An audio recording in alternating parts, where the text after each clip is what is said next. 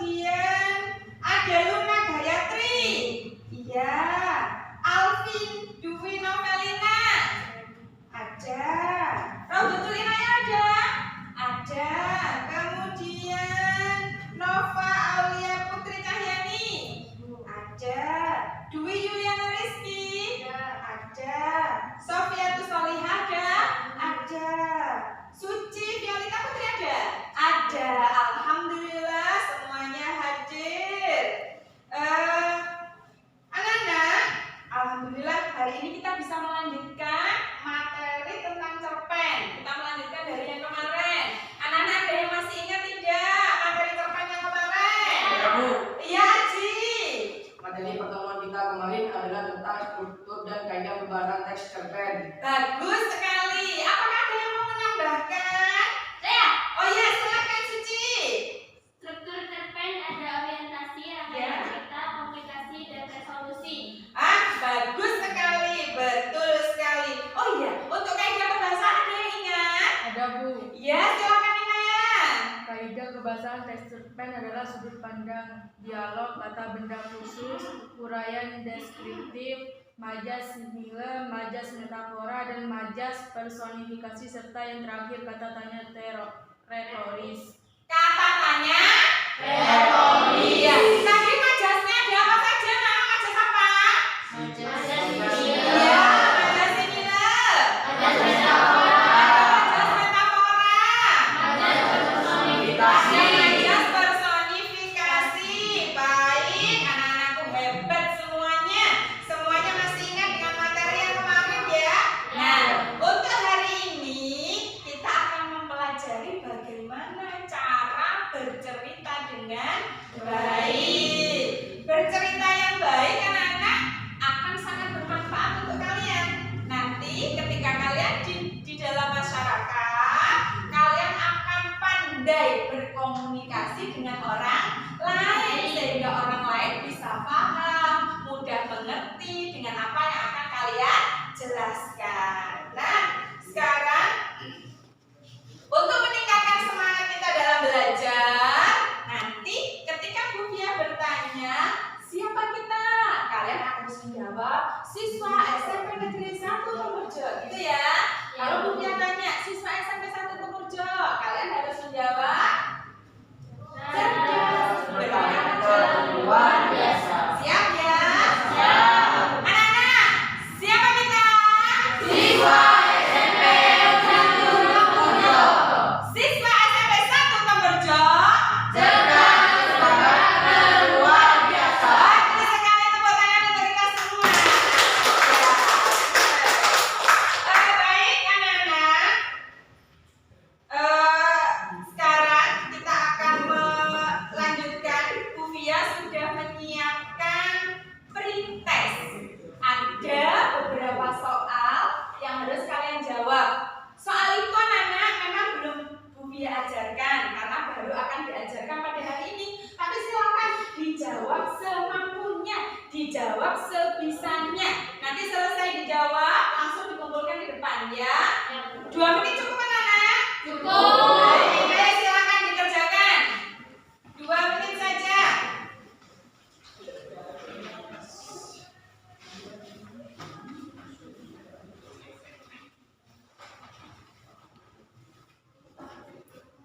Sudah selesai?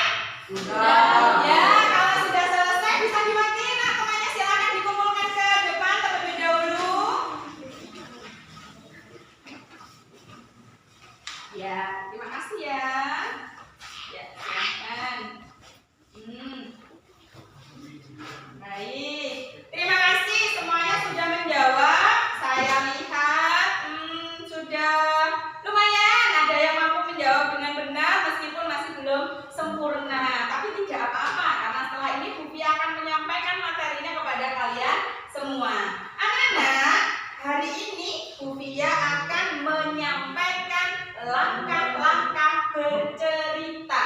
Bagaimana sih caranya bercerita dengan baik? Nah, silakan diperhatikan anak-anak ya. Nanti selama Bu Fia memberikan materi, kalau ada yang dianggap penting, silahkan dicatat ya. Perlu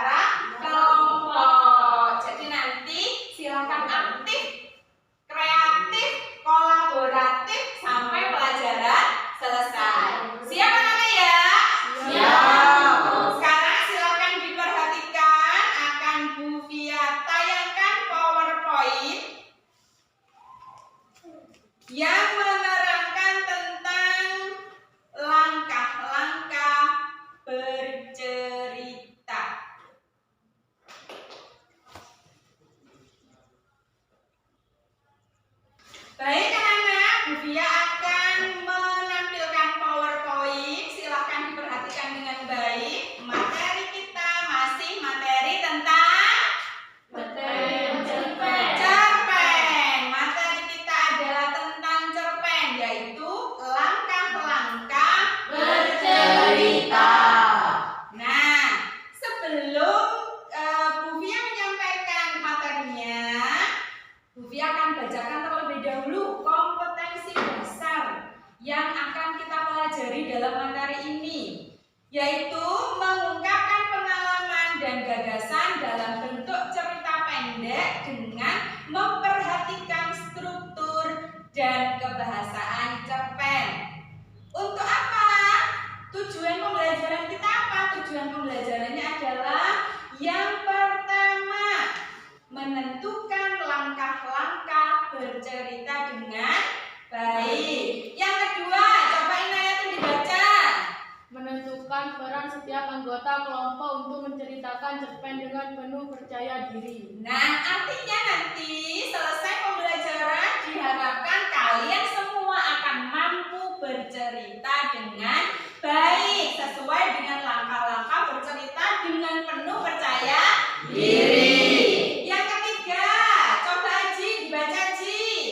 Menceritakan pengalaman dan gagasan dalam bentuk cerita pendek dengan memperhatikan struktur dan kaidah kebahasaan beserta langkah-langkahnya dengan tepat. Nah, itu adalah tujuan pembelajaran kita, Anak. Jadi nanti setelah kalian mempelajari materi ini, kalian akan mampu menceritakan pengalaman.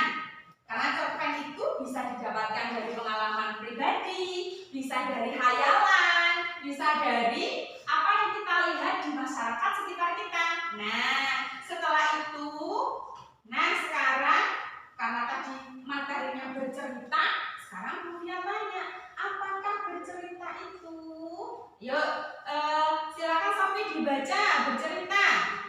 Bercerita adalah suatu kegiatan yang dilakukan seseorang secara lisan kepada orang lain dengan alat atau tanpa alat tentang apa yang harus disampaikan dalam bentuk pesan, informasi, atau hanya sebuah dongeng yang diperdengarkan dengan rasa menyenangkan. Baik, anak-anak, berarti nanti yang namanya bercerita itu disampaikan melalui lisan, menggunakan alat ataupun tanpa alat. Anak-anak pernah melihat orang bercerita membawa boneka? Pernah. Berarti bercerita menggunakan alat. Ada juga bercerita menggunakan gambar. Jadi bisa menggunakan gambar, bisa menggunakan boneka, atau menggunakan yang lain dalam bentuk pesan, informasi, atau hanya sebuah dongeng. Artinya apa? Karena di dalam cerpen ini kalian boleh mengambil dari pengalaman pribadi, boleh mengambil dari pengalaman orang lain, bisa hanya dari hayalan saja. Kalian hanya memikirkan hayalan, kemudian dibuat menjadi cerpen. Nah, kemudian bagaimana kalau kakak bercerita dengan baik? Ayo Suci, coba dibaca 1 dan 2. Simak atau baca keseluruhan cerita dari awal sampai akhir. Yang kedua, tentukan ide pokok atau kerangka cerpen. Nah, yang kedua pahami dulu Suci.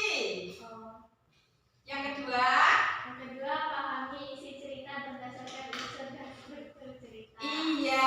Ayo Bintan, yang ketiga dan keempat dibaca.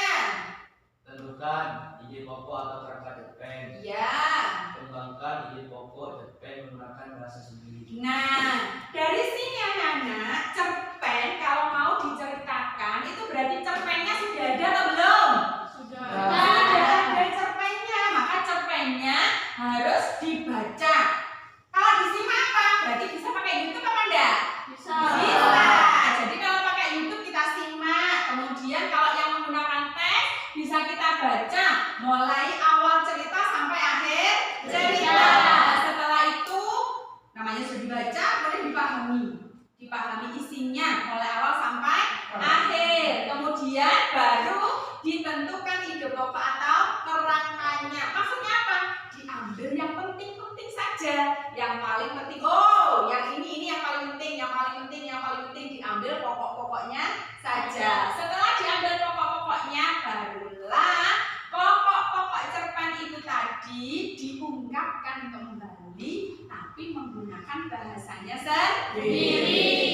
Apakah perlu hafalan, anak-anak? Perlu.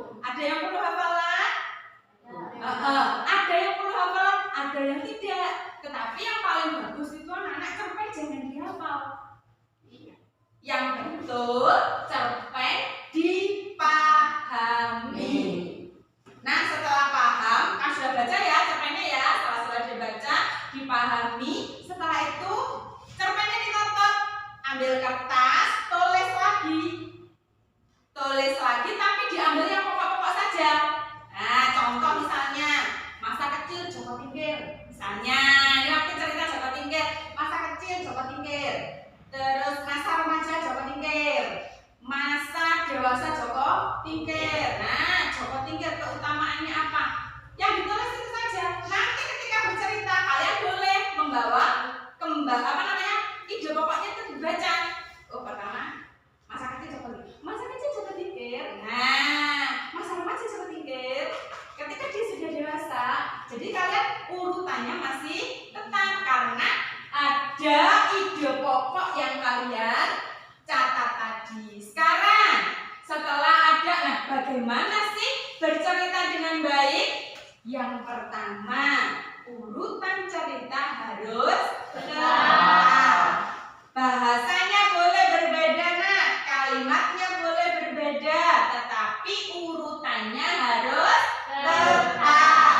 Kemudian yang kedua, menggunakan pelafalan yang tepat. Yang namanya pelafalan itu berarti bagaimana kalian mengucapkan bunyi suara. Ada yang masih kesulitan mengucapkan huruf R? Coba ayo.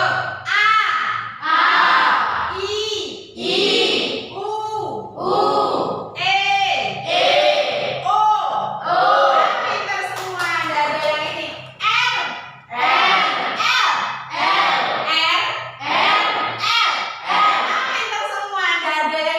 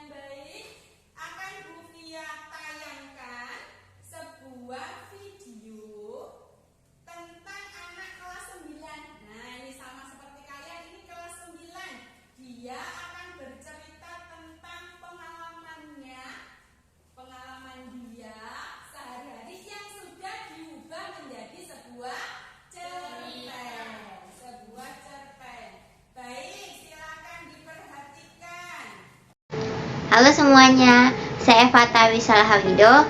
Saya dari kelas 9. Saya akan membacakan satu cerpen mengenai kehidupan saya, yaitu yang berjudul Pentingnya Menghargai Waktu. Pada pagi hari, tepatnya pada hari Senin, sebelum menjelang ujian, aku bangun pada pukul 6.05. Setelah bangun, aku menyempatkan diriku untuk berdoa selama 5 menit. Setelah itu, aku bergegas untuk mandi dan mengganti pakaianku. Setelah semuanya sudah selesai, aku kembali ke kamarku untuk merapikan tempat tidurku. Setelah rapi, aku pergi ke tempat makan untuk makan. Setelah makan, aku berangkat pukul 6.35. Lalu aku pergi ke rumah budeku untuk menjemput temanku dan sepupuku. Lalu kami bertiga berangkat ke sekolah. Sesampainya di sekolah, saat belajar mengajar sedang berlangsung, guruku tiba-tiba memberitahu, "Nak, minggu depan akan diadakan ujian ya. Kalian harus mempersiapkan diri kalian minggu ini." Sontak dalam benakku aku kaget. Loh, kan baru beberapa minggu yang lalu ujian. Kok tiba-tiba sekarang minggu ke depannya ujian lagi ya? Cepet banget. Kataku kesal. Setelah itu, aku melanjutkan belajar mengajarku dengan guru dan teman-temanku. Tak lama kemudian, bel pulang sekolah pun berbunyi, dan aku pun bergegas untuk pulang. Setelah sesampainya di rumah, aku melepaskan pakaianku dan merapikan semua barang-barang yang sudah aku pakai tadi di sekolah dan merapikannya di rak buku. Setelah itu, aku memutuskan untuk istirahat sebentar. Di dalam kamar yang sunyi, sembari aku beristirahat, aku berpikir kembali. Enaknya aku belajar sekarang aja lah, biar minggu depan aku belajarnya tidak keburu-buru dan aku hanya mengulangi saja. Tapi kan masih minggu ini, jangan kan minggu depan. Itu kan masih lama. Mending aku belajarnya hari Minggu aja deh, Minggu malam. Begitu gumamku. Saat sudah bergumam begitu lama, aku memutuskan untuk beristirahat selama 1 jam. Setelah 1 jam, aku mengambil HP-ku untuk merelakskan diriku dengan bermain medsos dan lain sebagainya. Tetapi aku lupa bahwa pakaian yang seharusnya sudah aku lipat pada jam itu, aku tidak melipatnya. Setelah itu, aku bergegas untuk melipat semua dan merapikan segala pekerjaan rumahku. Tak terasa hari pun begitu cepat. Sampai-sampai aku lupa bahwa hari Senin akan diadakan ujian. Tepatnya pada hari Minggu sebelum ujian, aku masih berpikir bahwa belajarnya nanti malam aja deh, gak usah siang-siang begini, aku mau istirahat aja. Setelah beberapa jam berlalu, tak terasa hari pun sudah malam, dan aku memutuskan untuk belajar dari jam 7 sampai jam 11 malam. Saat belajar sedang berlangsung, otakku rasanya tidak ingin mau menangkap hal apapun yang sudah aku baca di depan mataku. Dan di situ, aku mulai merasa stres dan tidak nyambung dengan apa yang sudah aku baca. Kepalaku pusing akibat selalu menunda waktu dan tidak memanfaatkan waktu yang ada. Padahal guru sudah bilang bahwa kalian harus belajar seminggu ini untuk mempersiapkan ujian kalian minggu depan ya, begitu. Tetapi aku mengabaikan perkataan guruku itu, dan akibatnya aku tidak bisa belajar dan tidak bisa fokus karena aku belajar saat besok sudah ujian. Pada akhirnya aku menyesali perbuatanku dan aku hanya bisa mengandalkan Tuhan dan diriku sendiri untuk besok menghadapi ujian. Besoknya saat ujian sedang berlangsung, aku hanya bisa mengandalkan Tuhan dan selalu berdoa terus di dalam benakku agar aku bisa menjawab soal ujian-ujian yang sudah diberikan oleh guru. Meskipun hasilnya tidak semaksimal apa yang sudah aku harapkan. Amanat yang biasa kita ambil dari kisah ini adalah pentingnya kita menghargai waktu dan mengerjakan segala sesuatu dengan tepat waktu atau tidak menunda. Terima kasih.